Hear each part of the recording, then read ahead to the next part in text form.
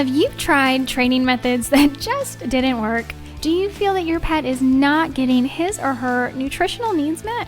Are illnesses and bad behavior your daily norm? You're going to want to join me on the Pet Parenting Reset, where you'll hear interesting and informative interviews and get solutions to all your pet problems. I'm your host, Jessica L. Fisher.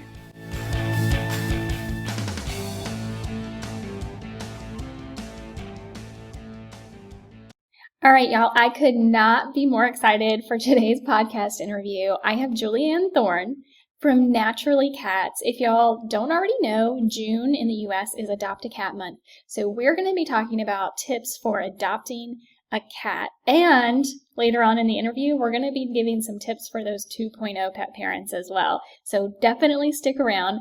Let me go ahead and tell you a little bit about Julianne Thorne, and then we're going to bring her in.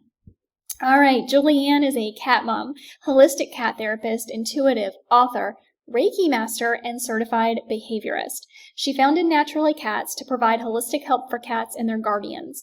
Using a combination of environment enrichment, healing, soul connection, behavior modification, and botanical remedies, she supports cats emotionally to reduce and remove problem behaviors.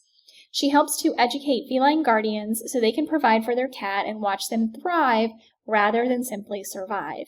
She connects with the family through the perspective of their cat, and reconnecting the cat with their guardian is a key element of her work.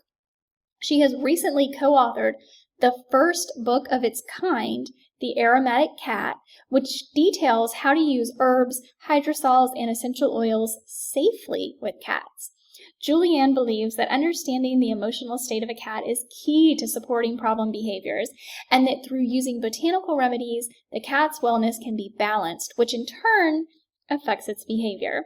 Julianne uses a holistic approach when working with a cat, looking at all elements that affect it, such as, but not limited to, diet, nutrition, environment, resources, and family relationships. Her mission is giving cats a voice. So without any further ado, let's get into the interview with Julianne Thorne from Naturally Cats. Well, welcome, Julianne. Thank you so much for being here. So I wanted to have you on because June in the U.S. is Adopt a Cat Month. And I would really love to get your perspective now that everybody knows who you are, because I told them at the beginning, as a cat behaviorist. And so, I mean, you deal with the whole cat. Well, you deal with everything. You deal with the whole family.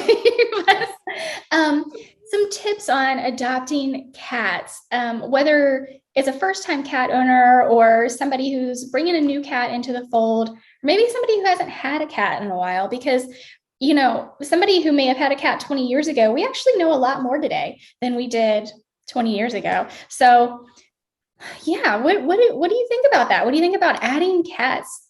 I mean, it's positive, right? Like, of course, cats are always good.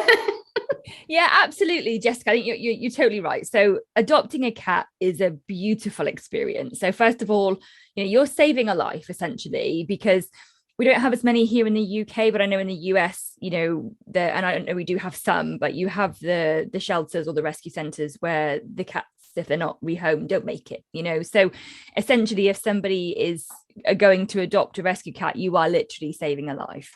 And what also I found that when you adopt a cat, you actually save yourself in some way. So, your heart may grow a little bit more, or you'll learn stuff about yourself, but it's never just about the cat. It's about the human as well. And, all of my cats have been rescues. In fact, if I think about my family, I'd say all of my family, we've had rescues, and, from young ones to older ones, they can give you so much. They really, really can. And it's a gift. It is a true gift to adopt a rescue pet. So like you said, I love the fact that there's awareness for like the whole month, adopt a cat, rescue a cat. I think it's great. And it's really an opportunity to grow your family. I firmly believe that cats are members of the family. They're not just like family members, they are family members. We open our hearts and our homes to them, and we all live together.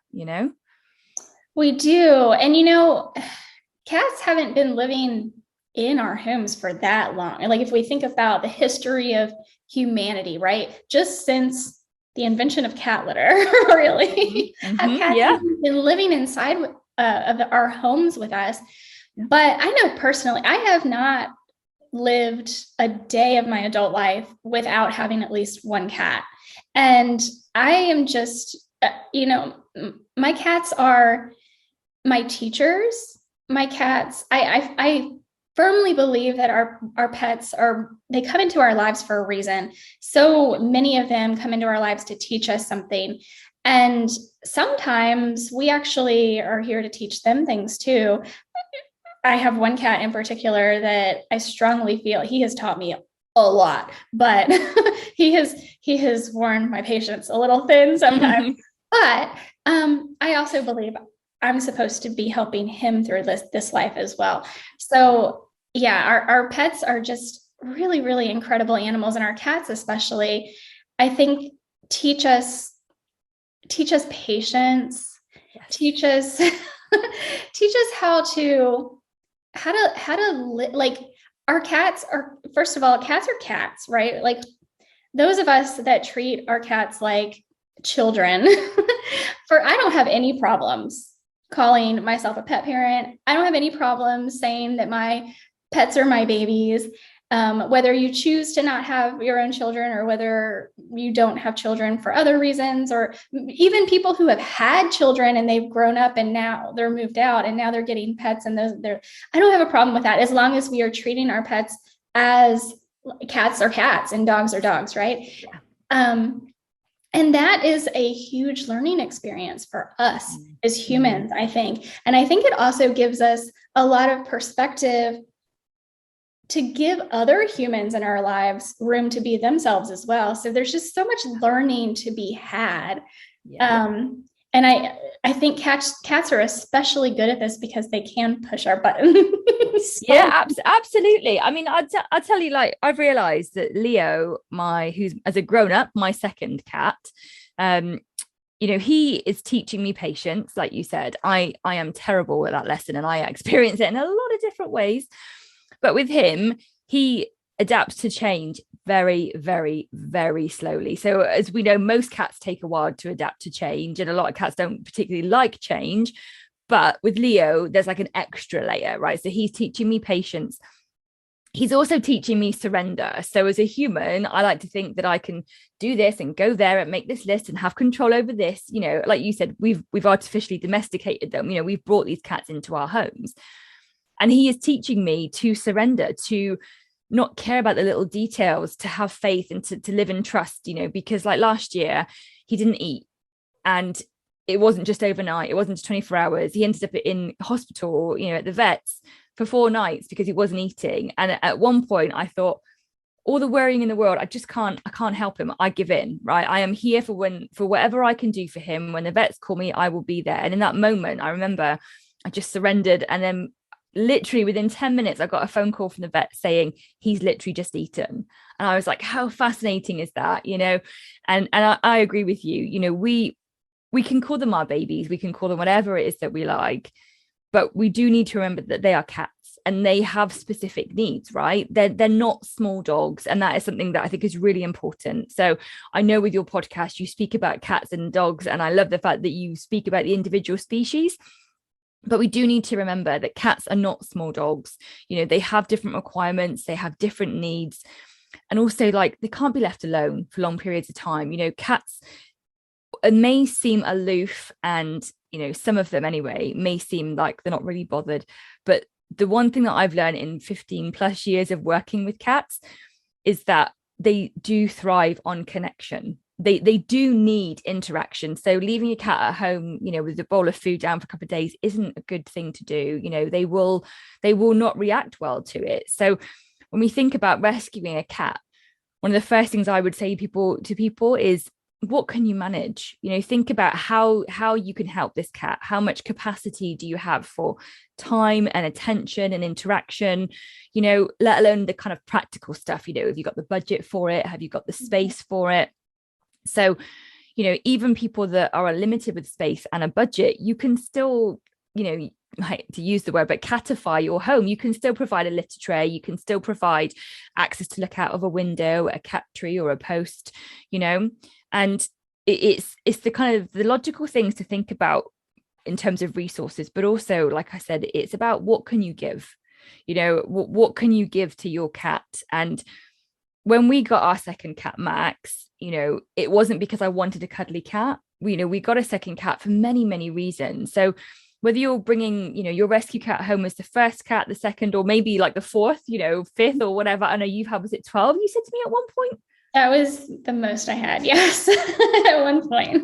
Kudos to you, my love. I was amazed when you said that. So regardless of whatever number cat you're bringing home, have a think about what you can give to them, because like you said, they will all teach us different things and we will learn a lot from them, but we have to give to them. We have to provide for them with their resource, but we have to provide emotionally. We have to be able to connect to them and to understand their mental and emotional health, because that's where we start to get problems. If their needs aren't met emotionally and mentally, that's when you'll start to see like problem behaviors like over grooming or urinating around the home and stuff. So it's really important that before you kind of consider which rescue center you're going to go to, have a think about what can you provide, what can you give to the cat, I would say was the first thing to think about.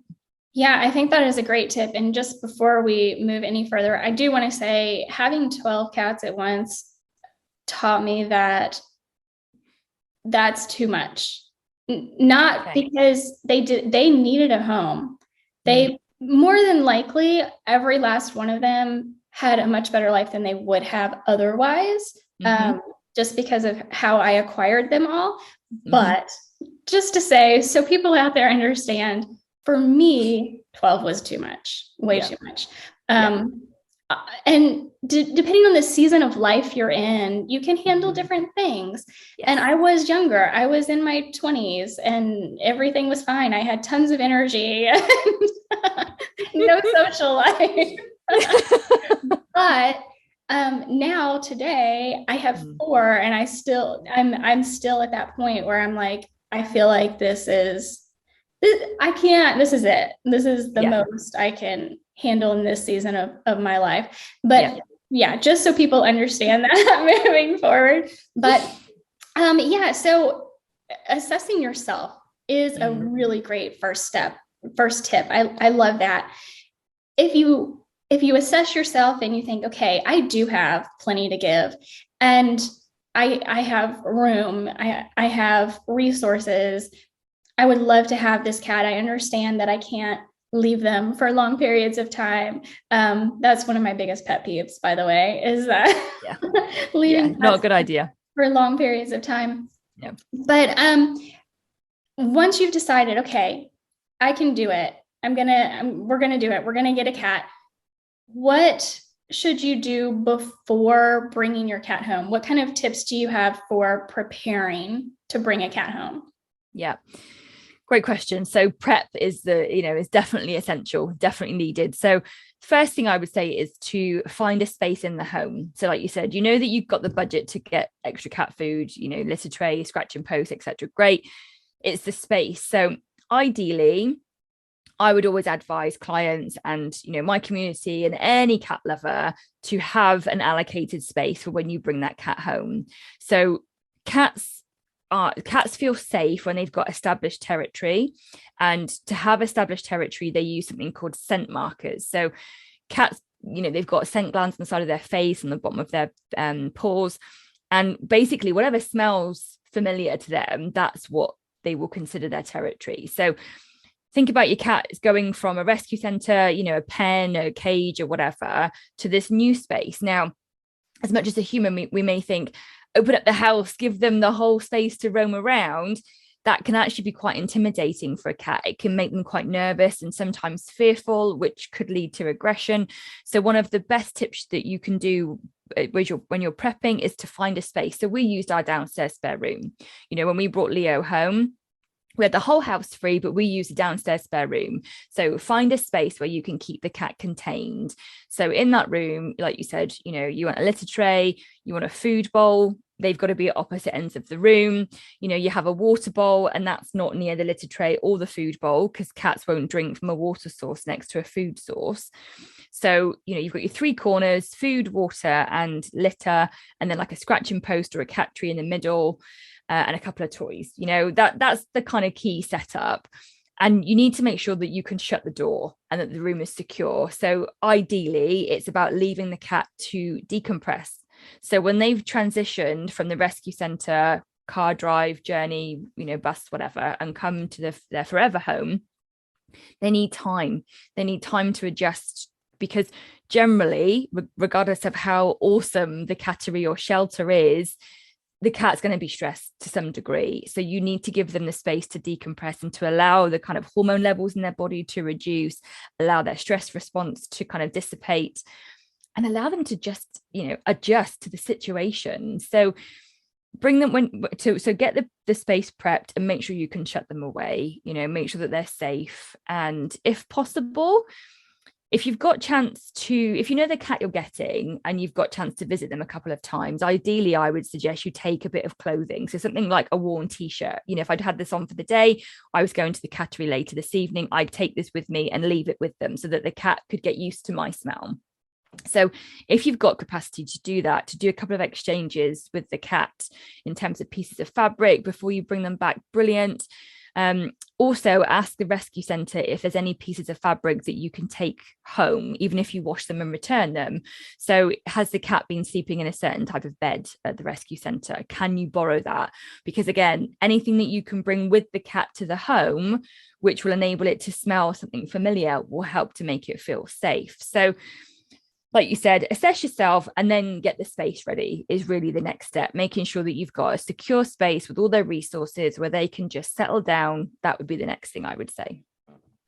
That's awesome. And the idea of their scent being familiar to them and calming them, I think that's something that a lot of people don't know or understand. So I think that's going to be a really key point. And scent swapping, so that's something else you can do, right? So if you have like a piece of fabric, or even what are the two crazy cat ladies use, like a sock on their hand, rub on the cat's face as you're petting them, and then use that to put their scent on other items, other objects. If you bought a brand new cat tree or scratching post, right? So that's one way to help new items smell familiar to your cat, which can, so that in that same idea, I think that's awesome for people to understand, because I think a lot of people don't even know anything about swapping. Scent, I mean, to be honest with you, scent is key. Cats communicate in every single way through smell. So they will sniff their food, and if it smells slightly off, if there's any form of bacteria growing, we might not be able to see it or smell it. If they can smell the hint of it, they won't eat it. So when people say cats are fussy eaters, sometimes that's one of the reasons why. The pouch has been open too long, the food's been down for too long, they can smell the bacteria in it. They use their sense of smell to establish their boundaries, their territory inside the home, outside of the home. When they clean themselves, they're not just cleaning themselves to keep their coat clean, they're actually ingesting the scent that's on their fur. So when we stroke our cats, you may notice some cats do it. Leo, our cat, does it straight away. As soon as you've stroked him, he'll clean. And it's not like to get rid of your scent, it's actually to ingest your scent so that he feels this sense of comfort and this security. So, when they scratch things, they're using the scent pads on the bottom of their hands to scent mark, whether it's the sofa or a scratching post. And they will keep going back to the same place because the smell fades, the scent fades.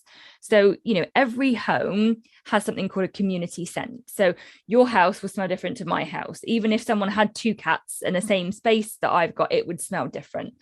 And, when you are bringing the cat home, it's really important because they will feel comforted and safe and secure by familiar smells. And like you said, when you're starting to let them out of the room, which I would say, at least 48 hours later, you give them chance to just in that space. Sometimes you might need to leave it a week or two. We left Leo in his space for a week and a half before we even opened the door. He was particularly nervous. Like you said, use the sock. I recommend that so many times. An old pair of socks, and you, like you said, on their scent glands all over their body, and you do it door height. So wherever the room is that they're in, you use their scent to the next kind of door frame or the next bit of wall or whatever. And actually, when you're introducing, another cat to the home, it's a great tool, great tool, because you get the existing cat is used to the new one and vice versa. So you have two socks, and you go from one to the other, and you use the sock on cat A and put it on, let the cat B sniff it. So scent is crucial, is everything. And we can't smell it. So I think as humans, sometimes we forget about it, like you said, or we may not even know about it. And that's okay. We don't know everything.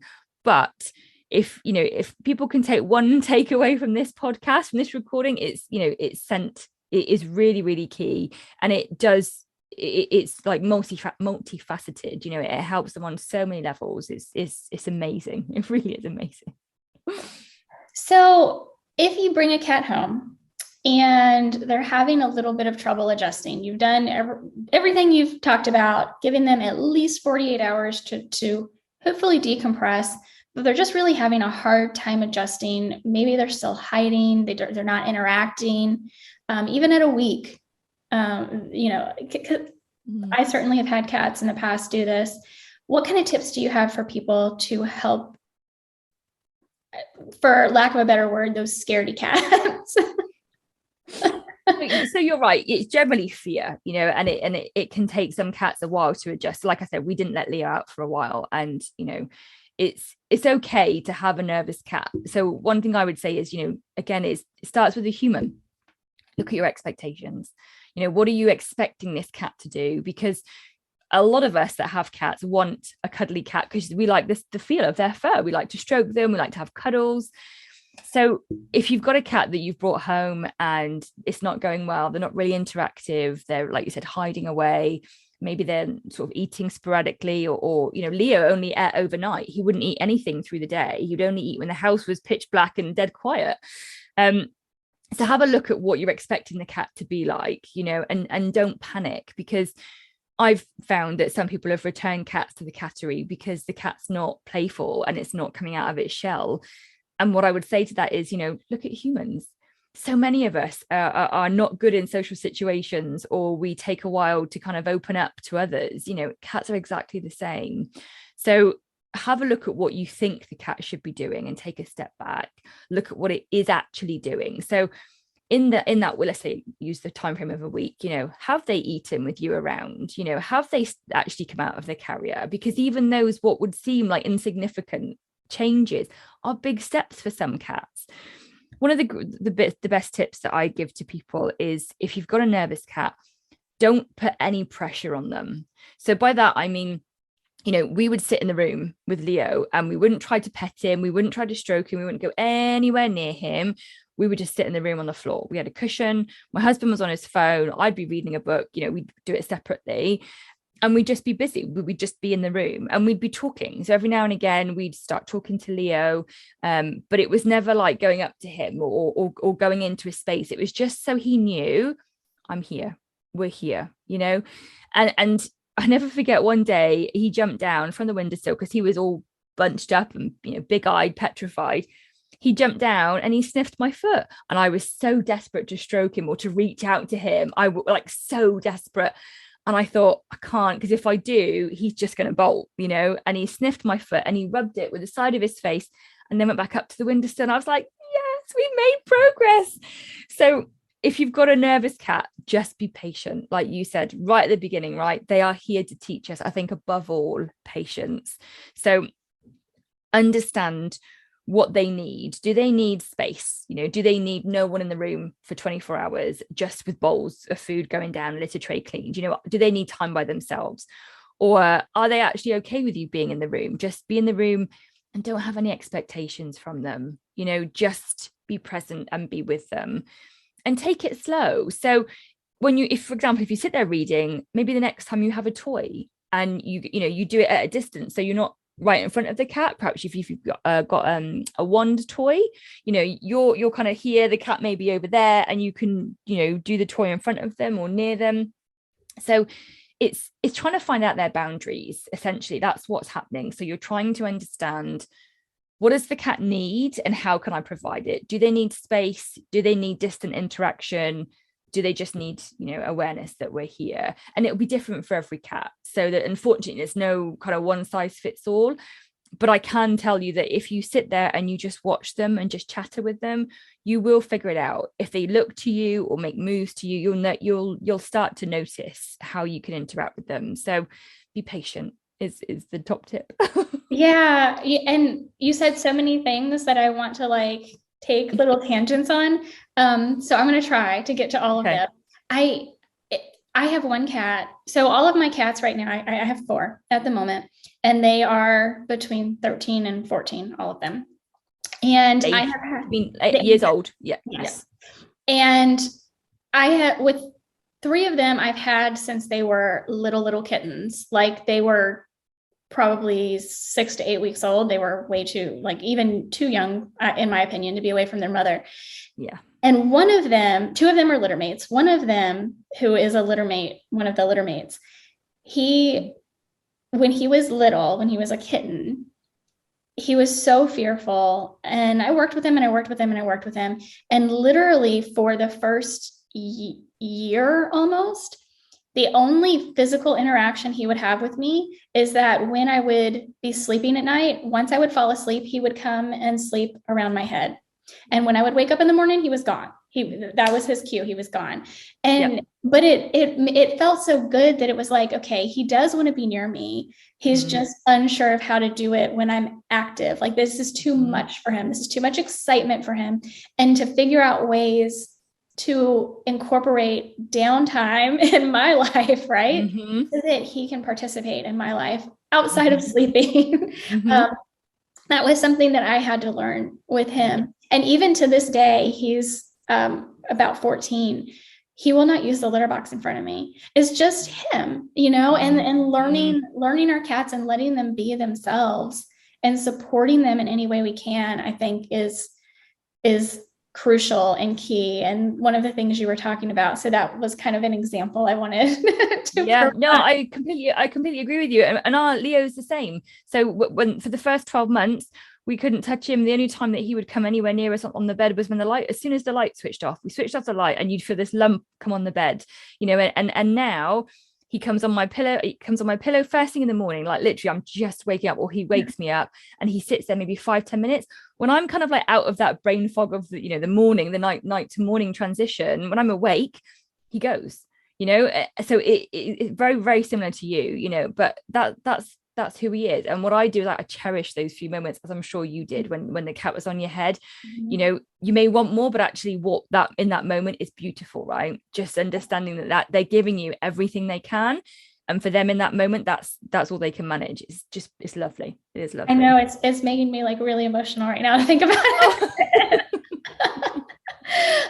Because you have sometimes more challenging cases, and while they're frustrating in the moment, it's so rewarding, every little breakthrough.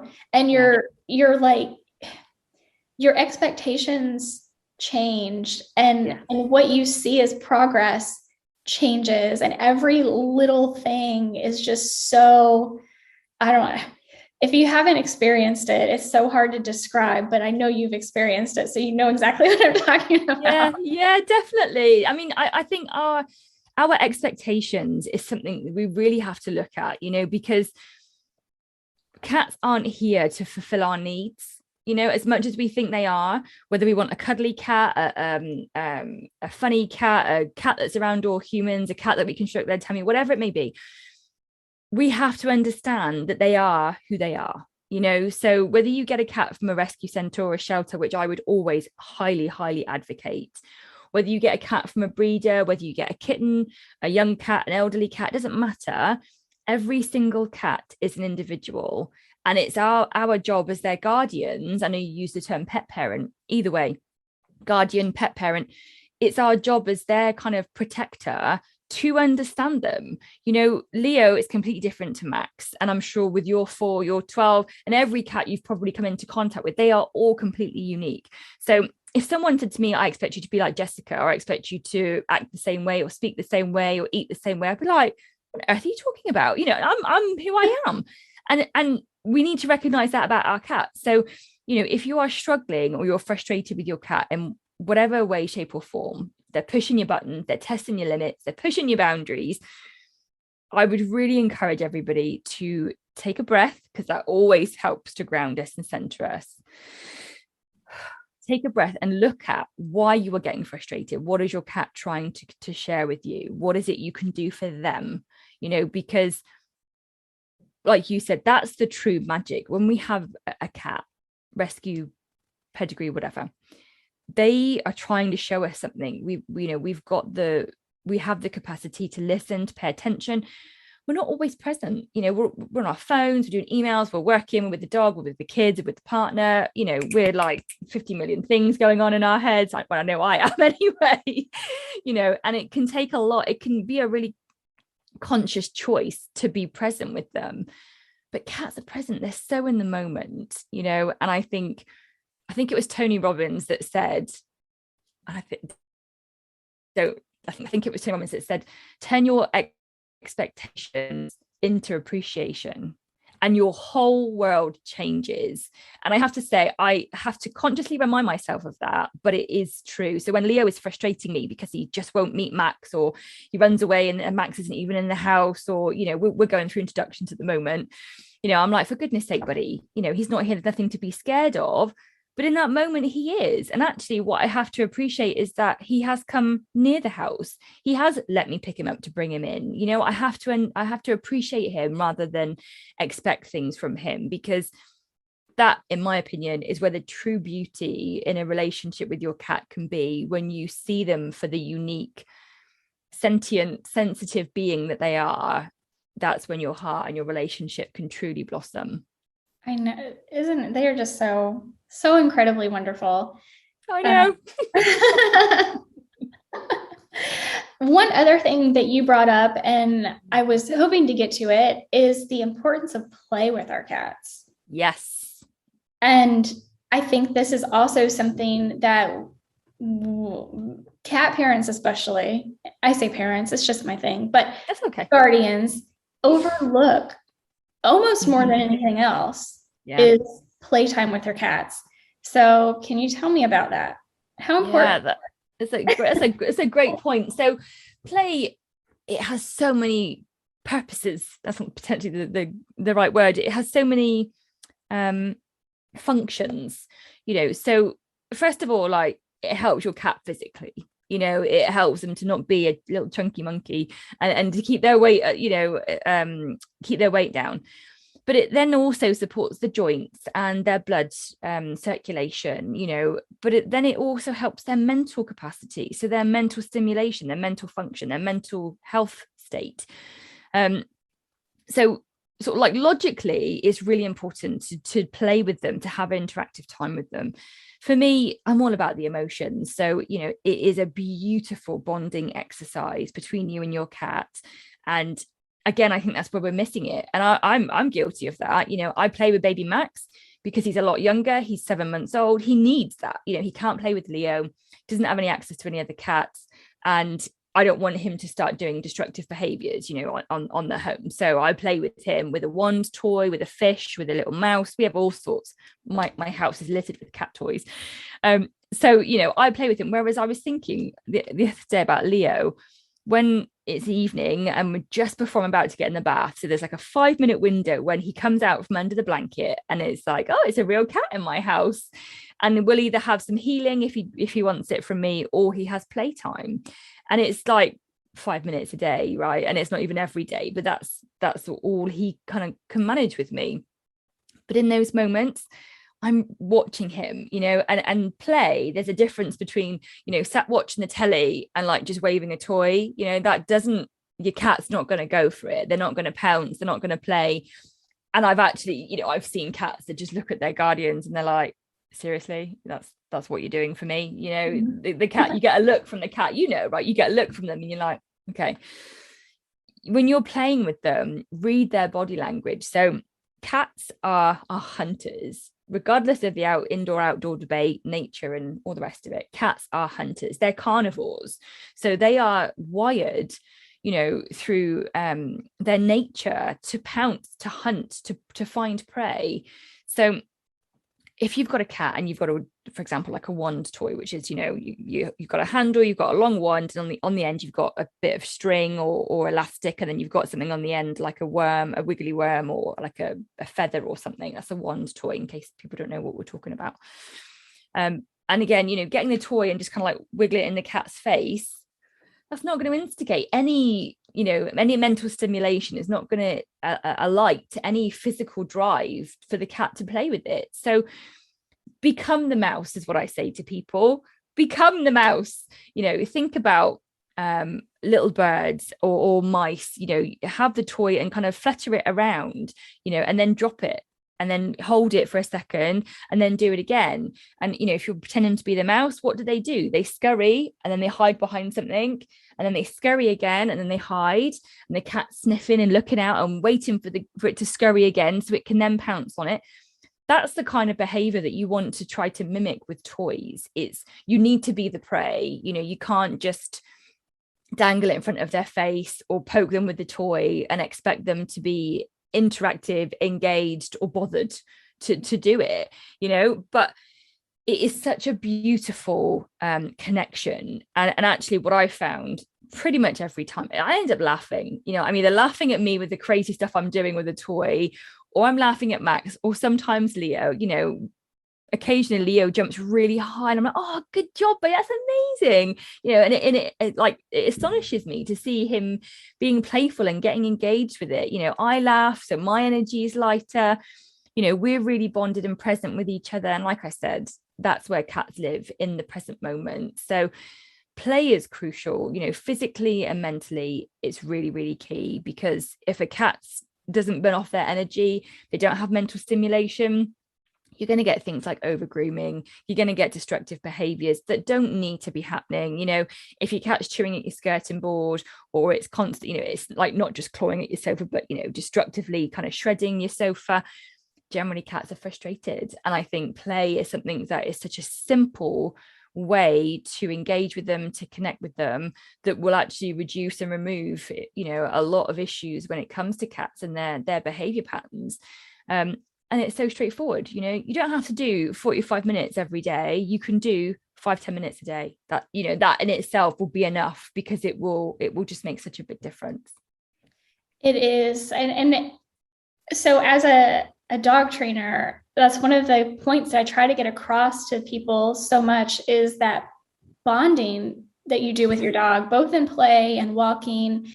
And also, you were previously talking about, your cat being frustrated, or you being frustrated, really, is what you were talking about with our cats. And that's also one of the things that I talk to people about when I'm showing them, helping them train their dogs, is that I only like to train in, depending on the dog, maybe 10 minutes, yes, pushing it at 15 minutes at a time. Yes. Because your dog is going to get bored. Your dog is like, if you have become frustrated in training with your dog, guaranteed your dog has already been frustrated for a while now. Yeah. So it is stop, if you can end on a positive note, any way you can, do something simple so that you can reward and end on a positive note. And I think the same is true with our cat. I mean, obviously, as you said at the beginning, our cats are not small dogs by any means,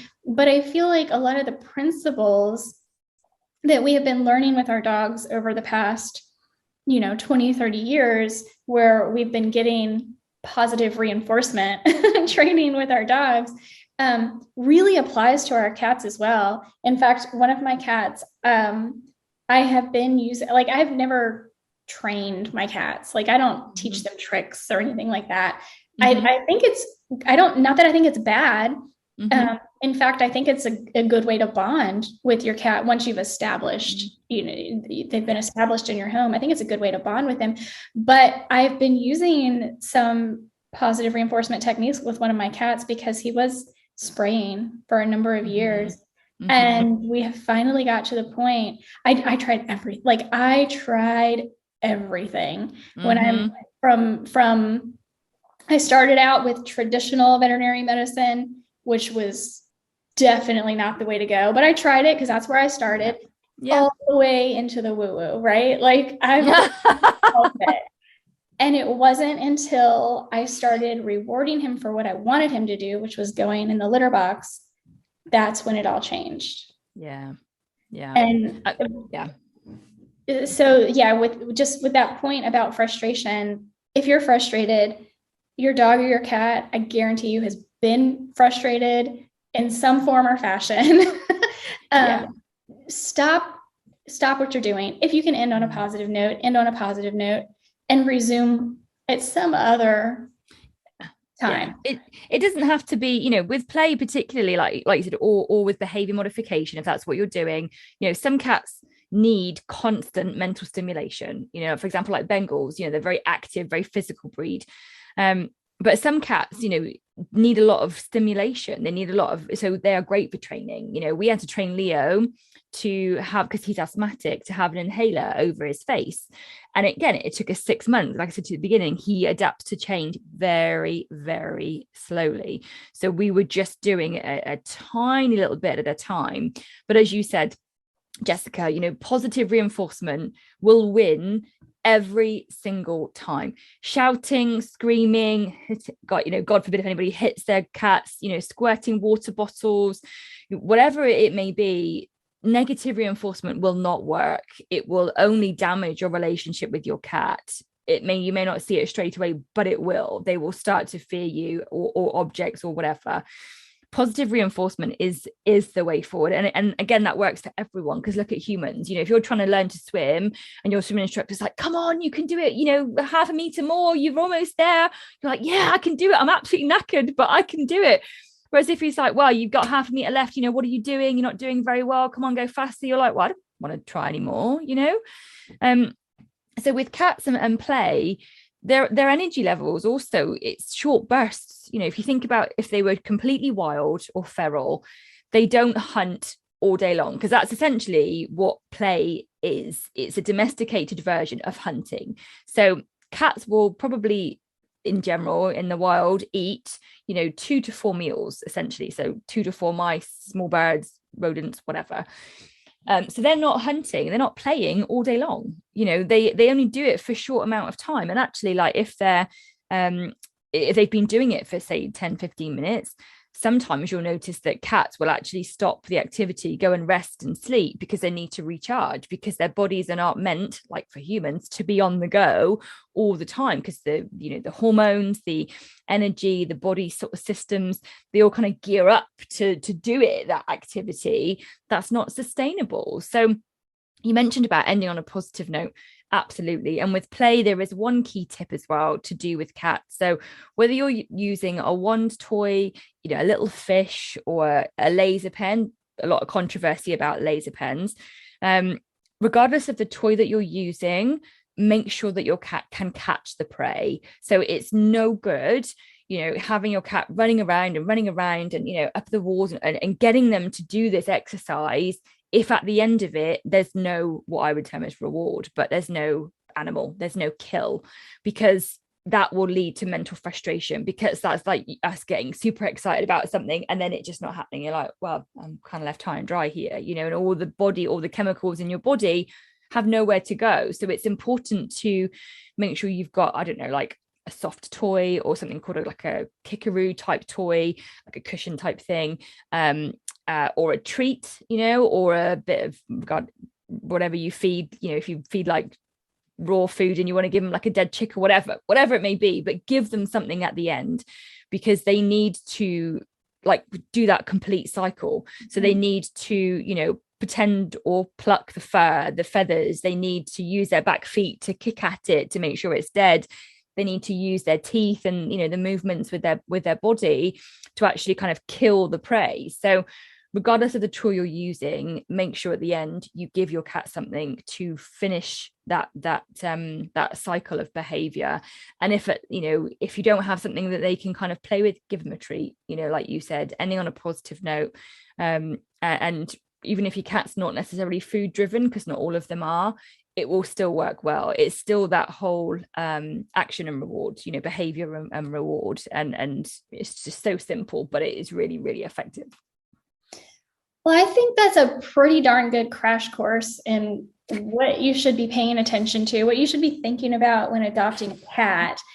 I would like to add, if you don't mind, Mm. for those, as Rodney Habib likes to call them, 2.0 pet parents out there who are gung ho for getting their cat, they're all ready, they're prepped. What are some of the 2.0 things to think about when bringing a cat home, like diet, possibly? And we don't have to go into huge detail, but just to give people like something to chew on, something to think about, to put a little spark in their mind to say, okay, once we get settled, I need to start thinking about XYZ. What are some of those like 2.0 tips?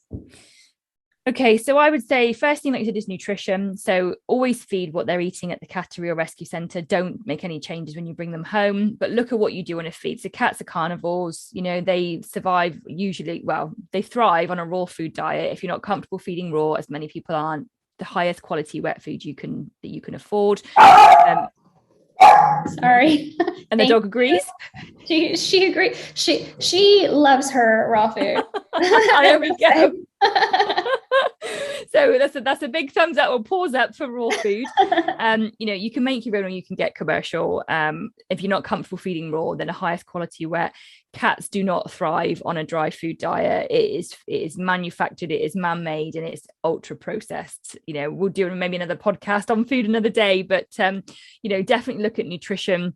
And I would say look at holistic cat care. So, you need to make sure you've got physical, mental, emotional, and spiritual needs covered. So physical, make sure you're registered with the vet. If you don't have any near you, ask for recommendations from friends and family.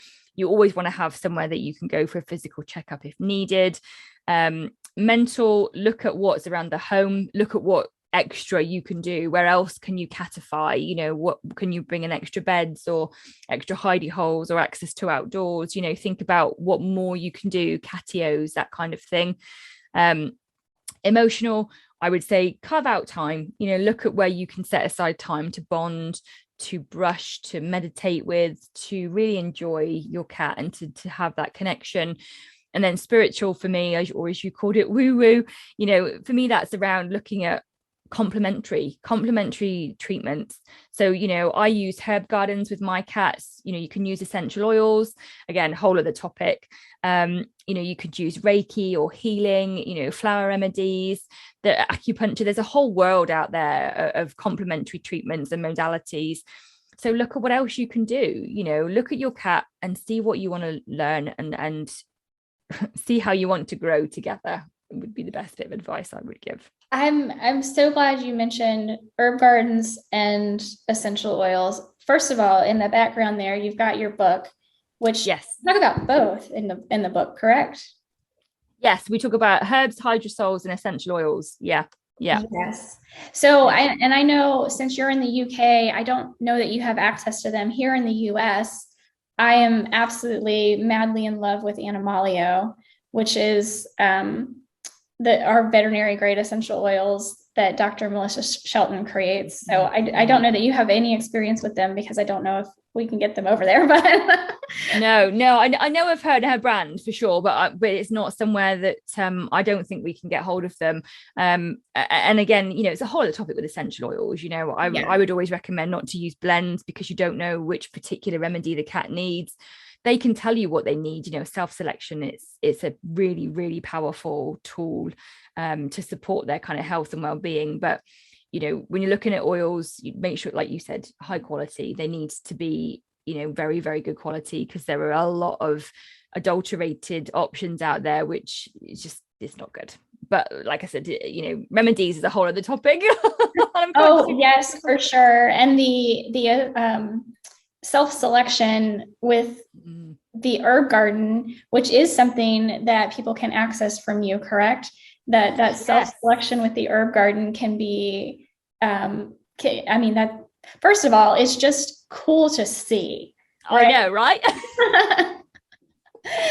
But can help your cat so much as well, because plants have and there's, this is a whole other topic. I've recently been learning about especially with glyphosate and how the medicinal properties of plants are being, removed through year after year after year using all these horrible chemicals. But still, there's innate medical properties in plants, and that's kind of the idea of the herb garden, right? Absolutely. And like you said, man is doing terrible things to the planet, right? It is heartbreaking. But essentially, cats, we have domesticated them. We have artificially brought them inside. They've not evolved to come and live with us. So it's important to bring in the outdoors where you can, even if you've got an indoor outdoor cat. So with the herb garden, it's brilliant. It's really straightforward and simple as well. So you put down a towel or a blanket, a mat or something in a nice quiet space of the home. So we've got ours in our dining room, which we don't really use. And basically you put down a really good pinch of a dried herb or flower, and you put one in each corner, and that's it. So generally, you'll see cats, they will rub and roll around. They might play with it. Some might just sit near it or next to it. Leo is very, very reserved with it. And I only know he's used it because it's been a little bit disheveled. When I see it in the morning, he won't use it when we're around. Whereas Max the other day had it all upside down, was completely covered in all the herbs, which went everywhere. But basically, it's bringing the healing properties of these plants to our cats. So, for example, like rose, tiny little rosebuds, organic, so they're not covered in pesticides and things. Rose is the most nurturing remedy in nature. It is the flower of love, so it's really emotionally supportive. We all know that a lot of cats will enjoy catnip. Take it out of the toy. Don't give them the toy. They can access the goodness that they need. So with self-selection, they may ingest it, they may lick it, they may rub and roll around on it. But you can give that to your cat as the dried flowers, the dried herb, and like valerian root, it smells like sweaty feet. It is the most god-awful smell to me. But cats absolutely adore it. And actually valerian root is really calming. So any anxious or aggressive cats, valerian root is fabulous for them. So like you said, with herbs, it's the opportunity to let your cat have emotional support and mental support. So if they're fearful, if they're anxious, if they're nervous, having a herb garden down that they can just go to as and when they want to, it's another tool to support their well-being. And it's really simple and straightforward. Anyone can do it. And what's the worst that can happen? You put it down and your cat doesn't use it. That's the worst that can happen, really. So yes, I've got 10 gardens that I sell on my shop, on my website, which is www.naturallycats.co.uk. On the shop tab, you'll see my 10 gardens. So I've put together herbs already. So we've got one for pain, one for digestion, one for anxiety, one for aggression, and a couple of others. And it's really about saying to people, look, here's the kit. You get a lovely sleeve with the individual bags of herbs in. I don't provide the mats, so you've got to find your own towel or blanket to put down.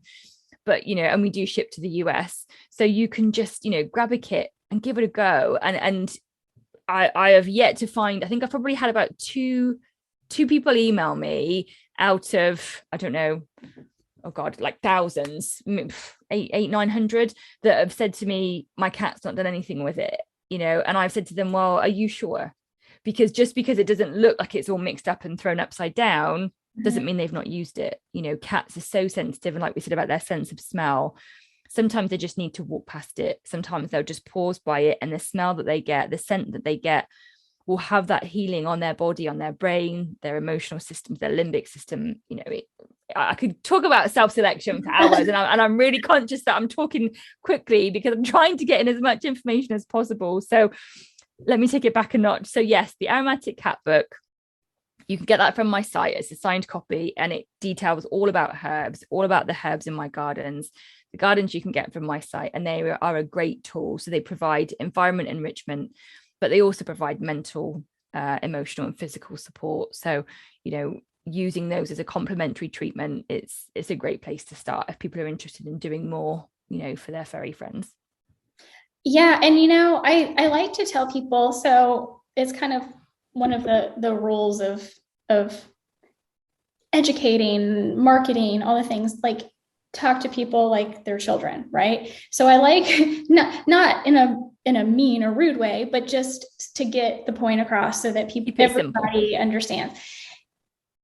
If you think about you, like as a human, and the things that make you feel good. Like yesterday, so I've recently gotten into plants. So I've been like adding a bunch of plants around my home. And I Mm. bought a lavender plant that is in a room where my cats are not. But I bought a lavender plant yesterday. I repotted it and I put it in the kitchen. And I literally walked by it and could smell, and it just like my whole body Mm-hmm. relaxed, Mm-hmm. right? Just with the smell of me walking by it. I didn't have to go up to it and grab it and like Yep. put it up in my nose or rub it on my fingers.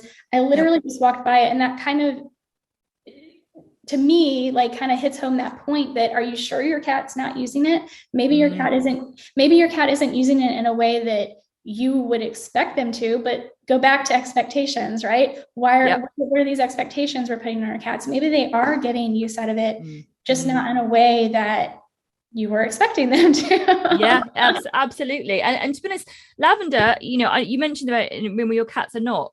I assume that means because you think that it's bad for them or not good for them.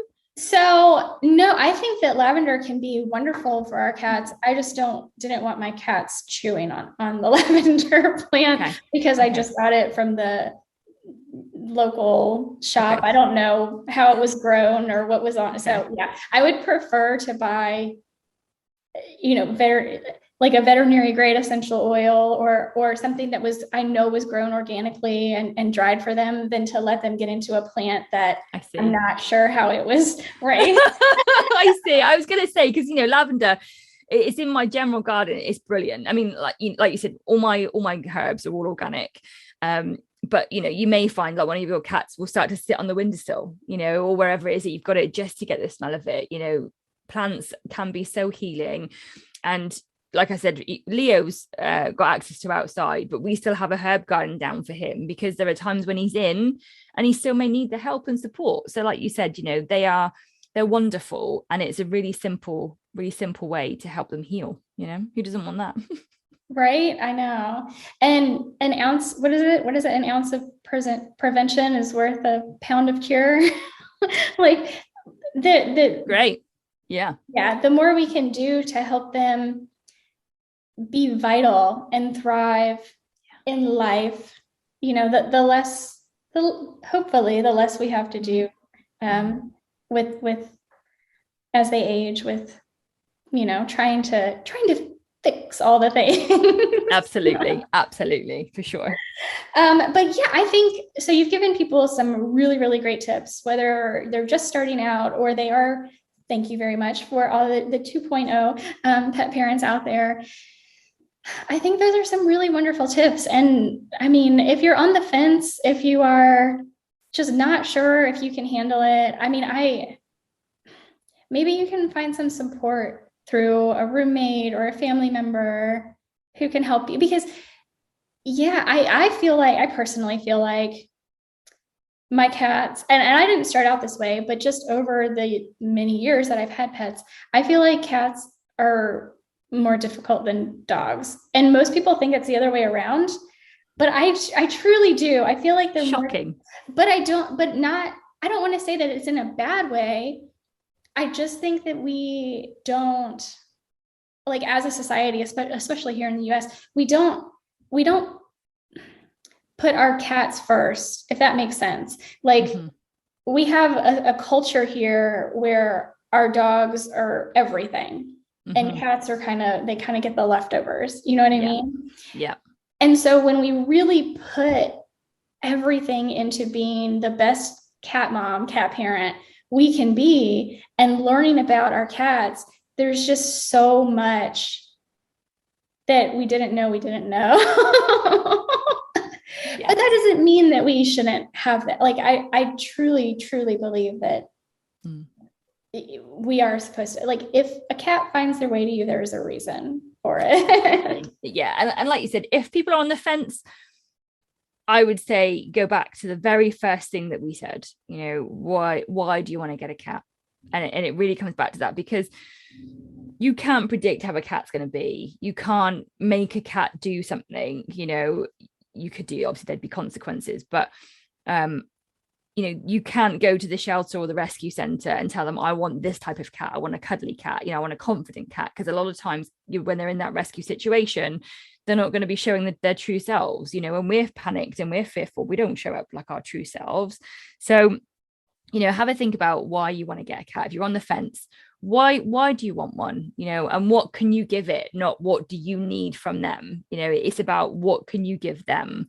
Because if you want it for cuddles, I would say practice self-love. If you want it because you're lonely, I would say make steps to make connections first with other humans or other ways, and then look to get a cat. You can't get a cat to fulfill a need. You need to understand what you can give to them, and then whatever comes from that, if you get one, it will complement and it will grow together. So people are on the fence, take a deep breath and sort of listen to your heart, listen to your intuition, and see what it's telling you about getting another cat. And ultimately, you'll know if it feels right. Bottom line, if you turn your head off and you get out of the logic and you get out of the, oh, but I can't do this, and will this work, and is this right? Stop all the noise, and come into your heart space. That will tell you if it's the right thing to do. And like you said, 9 times out of 10 with most people, a cat will show up somehow. If you think, I want to get a cat, you'll find someone will message you within a week on your Facebook, or your friend will tell you, my neighbor's got this cat. Or the universe works in beautiful ways to bring to you what you need. And when you get them, enjoy. I know. And I think a lot of what you just said, in my mind, are reasons to look at adopting older cats as well. I follow a bunch of different cat accounts on Instagram, and a bunch of them that are like foster homes. And most of them get like mama cats, to where like they get a cat that's pregnant, let the cat, have the babies, raise the babies up to, around 8 weeks, they're adopted, and then they adopt out the mom cat. And they all say the same thing, that the prize of every litter is that mom cat.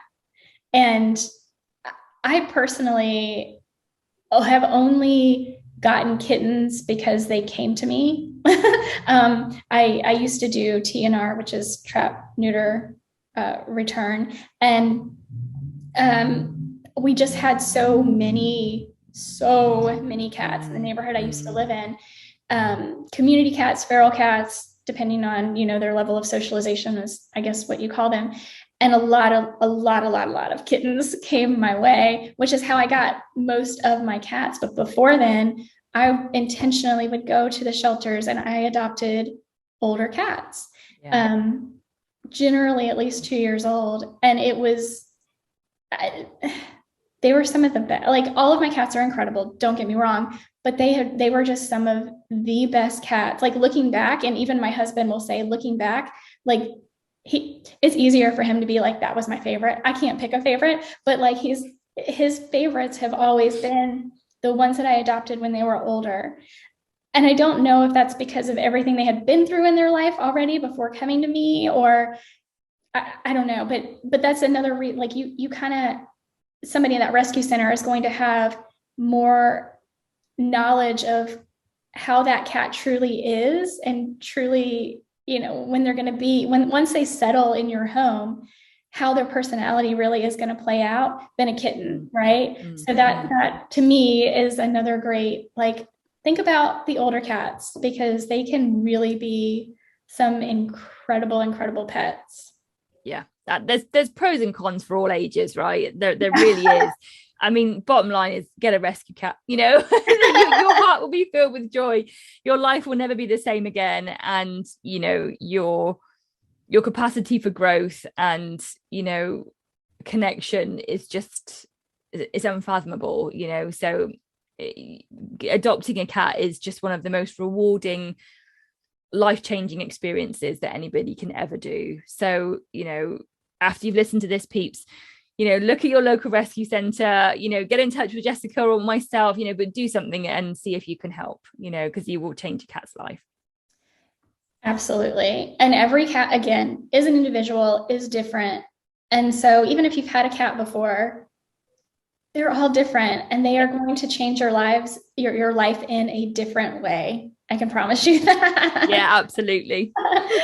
Well, Julianne, thank you so much for being here. I think we've got a ton of tips for people. And I really do hope people take the opportunity to head out to your local shelter, contact your local rescue group, find that cat that is going to be right for you, because That cat needs you. I promise you Yeah. that cat needs you. Where can people find you? So I'm based in the UK, and so my website is www.naturallycats.co.uk. I'm on Facebook and Instagram. Both of those are just at Naturally Cats. I'm also on YouTube. So I do a lot of classes, webinars and workshops and things. A lot of that is on YouTube. We store all of our recorded stuff there. There's a blog on my page as well, and on my website you'll find my shop. So that's where you can get the signed copy of the book and herb gardens. You can see all my services. So I offer cat chakra cleanses and help with herbs if people need support with what herbs to give their cat, and healing and a cat communication session. So I've got such a raft of tools to help people. So basically, if you're stuck with your cat and you need help, reach out. Feel free to drop me an email or get in touch on social media. And thank you, Jessica. I mean, I must say, I know we've been talking for so long, and I could just talk about cats all day long. So if you try and alternate, or you do like 2 dogs and 1 cat, if you want to have me back again, I would love to come back, because this has just been so lovely. And thank you for having me. Thank you so much. I appreciate you and everything you do, because again, I think cats are so underserved. Especially, in comparison to our dogs. So I appreciate everything you do. And please go to naturallycats.co.uk. Grab yourself some herb gardens, grab a copy of Julianne's book. You're going to get a signed copy if you get it through her, which is pretty darn cool. And yeah. And didn't I just see you have a collab with Dogs First? Yes. Dr. Connor Brady. Oh, yes. Amazing man. We have connected, and I'm the cat lady to his dog man, or whichever way you want to say it. So yeah, basically you will start to see a lot more from the 2 of us. So he's going to share some articles that I'm writing for him. You can get a consult with me through his site. Eventually, in a few months down the line, you'll be able to do kind of the flip from my side to dogs. But basically, we're trying to help as many people as we can. So my mission is to give cats a voice, and part of that is to educate and support, and help people understand cats. And he's exactly the same for dogs. So we're trying to support each other. We're trying to support, the other species. So people that have dogs work with him, know of him. They may have a cat in the background that they need help with, so it's really about trying to work together to reach as many people as possible. So you'll see me starting to pop up on his social media. We're going to do a couple of lives and things like that, and again, vice versa. So yeah, it's going to be great, and I'm really excited to see how we can help people to just to learn about their animals. Really, that's the bottom line. It's great. Perfect. No, that's wonderful, because like you said, I feel like so many people start with their dogs and then they're like, oh yeah, I could do this for my cat. Yeah, absolutely. So I think that's perfect. So definitely check out Naturally Cats on Facebook, on Instagram, naturallycats.co.uk. Get your herb gardens for your cats, and a signed copy of Julianne's book. Thank you so much for being here. I appreciate you so much, and I enjoyed having you. Yeah, for everybody out there listening, y'all have a wonderful, wonderful rest of your day. Make sure to give your pets some extra love from me and from Julianne today. Do you have any parting words you want to say goodbye? So thank you very much for having me. And like I said, anyone's got any questions or concerns, feel free to reach out. And just remember, if you are on the fence about getting a cat, trust your intuition, put out there to the universe. If you'd like some help to find an answer, it will show you. And if you've got a cat that's coming home to you, expectations into appreciation every time. Look at what they're doing, be grateful for the being that they are, and your relationship will really, really blossom. So go and have fun and enjoy your cats. And thank you ever so much, Jessica. I look forward to seeing you again soon. Thank you. Me too. All right, guys. Bye. Talk to you next week.